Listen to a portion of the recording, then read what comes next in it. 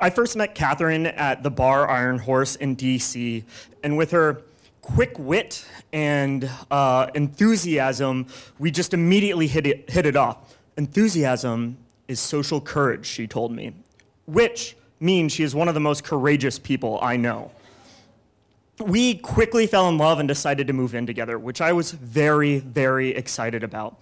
I had this fantasy of coming home and she would be lounging on the couch and I would pick her up and we would float into the bedroom, filling the apartment with our clothes and joyful sounds, as we would have no roommates. There would be no closed doors here.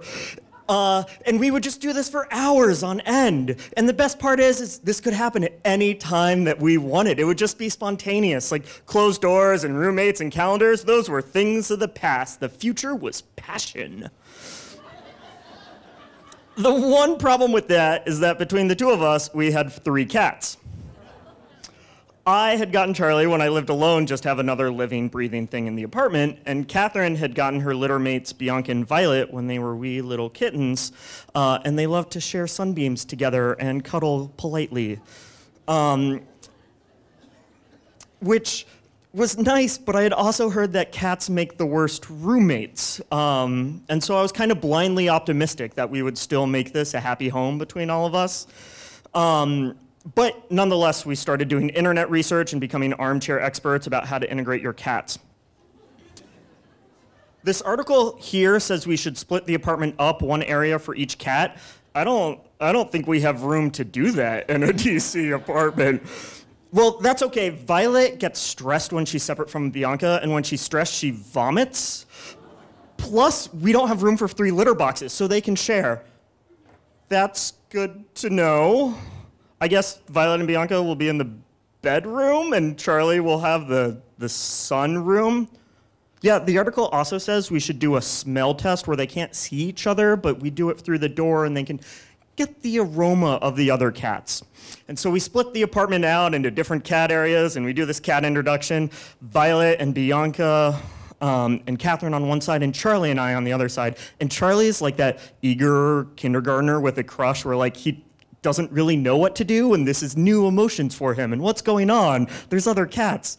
And he's sniffing the door, and then like a horror film, this claw comes out from under the bed, clawing at the door. And I'm like, stand back, Charlie, it's out for blood. And it keeps clawing, and then it suddenly slips away, and there's a hiss, and I hear, oh my God, no! And I'm like, what happened? Is everything okay? Violet attacked Bianca. This is awful, it's never happened. Well, things can only go up from here. I was so wrong. Things just quickly went down because Charlie, through the stress of that claw, stopped eating. Thank you. And so I said to Catherine, Charlie's not doing well. I might spend a couple nights in the sunroom with him. Are you sure? That seems a little unnecessary. No, it's only temporary. I mean, the only other option is we get rid of one of the cats. No. Don't even joke about that. No, I'm just saying it would be a little bit easier. No, Matt, this is not funny. No. So after that conversation, I was sleeping in the sunroom. Catherine in the cat vomit bed, me on the floor of the sunroom, and we could not be further from my fantasy of living with Catherine. And I just kind of laid on my pillow and thought, where did we go wrong? And I would see Charlie there instead of Catherine. But, you know, we were still optimistic that things would work out, and so we started doing in-person introductions where I would hang out on the doorway of the sunroom and Catherine would hang out in the doorway of the bedroom, you know, like neighbors and porches, kind of talking to each other across the way, and we would encourage the cats to come out and see each other and get to know each other, and that kind of worked out. And then Violet started to eat Charlie's food. And then Violet started to attack Charlie when he was going to the litter box, which encouraged him to go to the litter box somewhere else, which wasn't great. And we checked online and we didn't have anything. And I was telling Catherine, I don't know what to do. Like, nothing on the internet prepared me for this. The vet says we could hire a cat behaviorist. This was the first sign to me that the cats had really taken over the apartment. The cat behaviorist. things didn't really start out well. We hired her for a one-time appointment and 4 months of consulting, and she was 20 minutes late for that consulting gig because city driving is so stressful.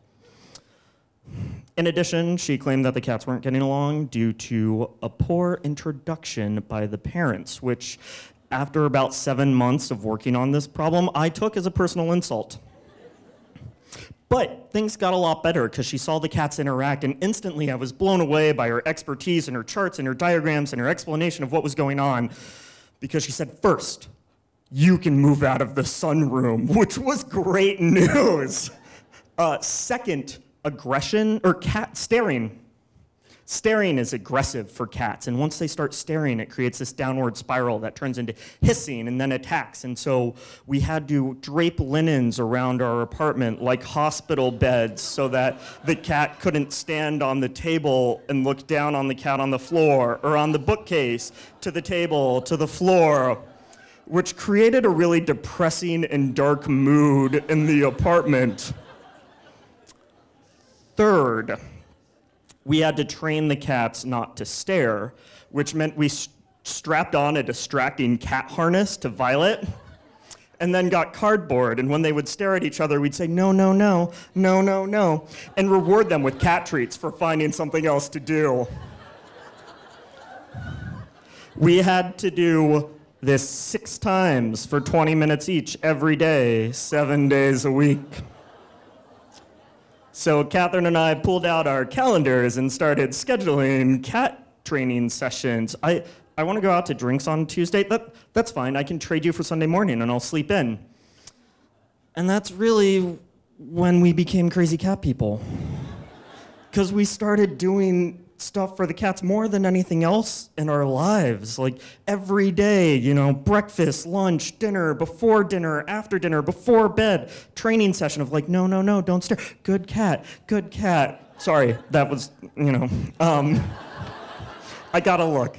And these training sessions were working in that like Violet stopped stopped staring, but it just meant that any chance she could, she would just attack Charlie immediately, which isn't really what we wanted. And, we wrote our our weekly report to the cat behaviorist saying, "Dear tardy cat behaviorist, the cats have won. All hope is lost. Violet is queen of the apartment. Please advise." And she sent a very, very short email back saying, "It's time to consider medication." So after some blood tests, Violet got on kitty Prozac. In the 10-month storm that had been building, that was like the catastrophe that was the cats, the Prozac felt like the sun had cleared up, and suddenly the sheets dropped and we stopped doing training sessions because peace had come back. And finally, living with Catherine was exactly how I had imagined it.